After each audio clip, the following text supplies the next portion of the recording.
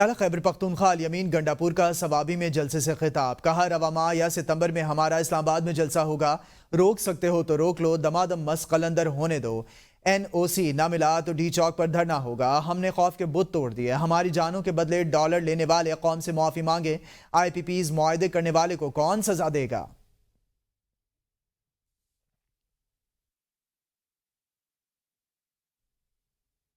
وزیراعظم کے قانونی امور کے مشیر رانا ثناء اللہ نے کہا کہ بانی PTI معافی مانگیں گے تو بات آگے بڑھے گی، تحریک انصاف پر پابندی لگانے کے تمام جواز موجود ہیں، PTI پر پابندی کا آخری فیصلہ سپریم کورٹ نے کرنا ہے، پاک فوج نے واضح پیغام دیا، جرم کی کوئی معافی نہیں، انہوں نے بانی PTI کی خواہش ہے کہ وہ فوج سے مذاکرات کریں گے، مذاکرات تو سیاسی پارٹیوں نے ہی کرنے ہوتے ہیں، نواز شریف خاموش نہیں، وہ وفاقی اور پنجاب حکومت کے ساتھ مسلسل رابطے میں ہیں۔ PTI کے معاملات ایسے ہیں کہ ان کے اوپر پابندی جو ہے وہ لگ سکتی ہے، پابندی کے لیے جو ہے وہ سپریم کورٹ سے وہ ہے وہ ڈکلیریشن جو ہے وہ اپروو ہو تو لگتی ہے۔ یہ صاحب روزانہ جو ہے وہ بات کریں گے تو وہ میرا خیال ہے کہ وہ پھر گورنمنٹس کو جو ہے وہ پرفارم کرنا چاہیے، وزیر اعظم کو بات کرنی چاہیے، بیٹھ کے بات کریں، ملک کے لیے، ریاست کے لیے، عوام کے لیے، ان کی بہتری کے لیے۔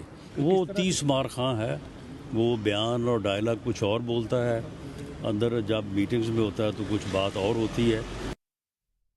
چیئرمین PTI بیرسٹر گوہر کا ثوابی میں جلسے سے خطاب، کا ہم چاہتے ہیں دوریاں ختم ہوں، ہم کسی سے جھگڑا نہیں چاہتے، اگر یہی طریقہ جاری رہا تو عوام مزاحمت کی طرف جائیں گے، ہم چڑھائی اور دھاوا نہیں بولنا چاہتے۔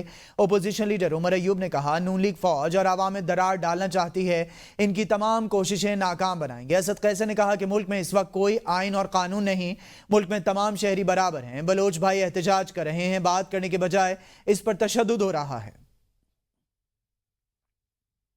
سابق وفاقی وزیر فواد چودھری نے کہا کہ بڑا خوف یہ ہے PTI آئے گی تو کیا کرے گی، PTI کو یہ یقین دلانا ہوگا کہ وہ بدلہ نہیں لے گی، PTI اپوزیشن اتحاد بنائے، اس کے بغیر بانی چیئرمین کا باہر آنا ممکن نہیں، تحریک چلانی تھی تو فروری میں چلاتے، اب کیا چلائیں گے، جس دن فضل الرحمان ڈی چوک میں جلسہ کریں گے ان کی ٹانگیں کانپ جائیں گی۔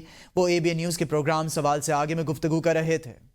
PTI کی پولیٹیکل جو اسٹریٹجی ہے وہ اتنی فلاڈ ہے اور وہ اتنی کمزور ہے کہ عمران خان کو 1 سال لگ گیا ہے، وہ جیل میں ہیں، اور 3/4 پاکستان کی ان کی بیک پہ ہونے کے باوجود وہ جیل میں ہے۔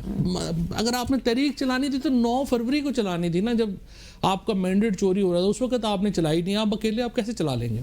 اور جس دن مولانا فضل الرحمان، حافظ نعیم، پیر پگاڑ اور PTI مل کے ایک پریس کانفرنس کرے گی اسلام آباد پریس کلب میں اور کہے گی کہ ہم فلانی تاریخ کو ڈی چوک میں جلسہ کر رہے ہیں، جو روک سکتا ہے روک لے، اس کا امپیکٹ کیا ہوگا؟ اس پہ ٹانگیں کانپ جائیں گی۔ حکمرانوں سن لو، جو کچھ بنگلہ دیش میں ہوا تمہارا مقدر بھی وہی ہوگا، تمہیں شاید ہیلی کاپٹر پر بھی نہ جانے کو ملے۔ امیر جماعت اسلامی حافظ نعیم الرحمان کا دھرنے کے شرکاء سے خطاب، کہا آج دھرنے کے بعد ہماری مشاورت ہوگی کہ 7 تاریخ سے مارچ شروع کرنا ہے یا 8 تاریخ کو۔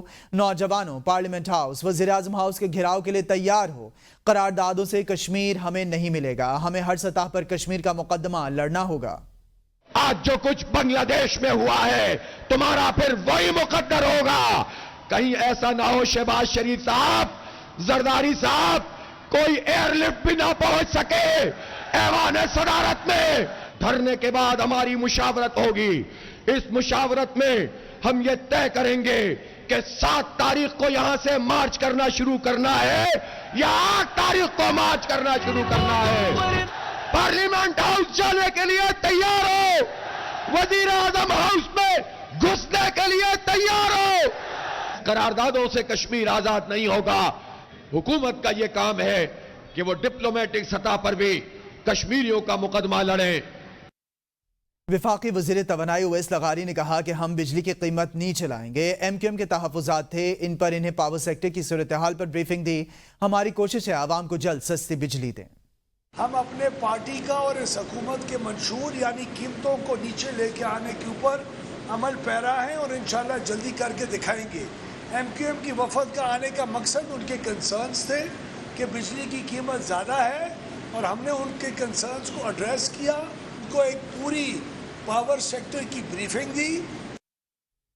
سابق نگران وزیر تجارت نے بجلی کے بل کم کرنے کی تجویز پیش کر دی۔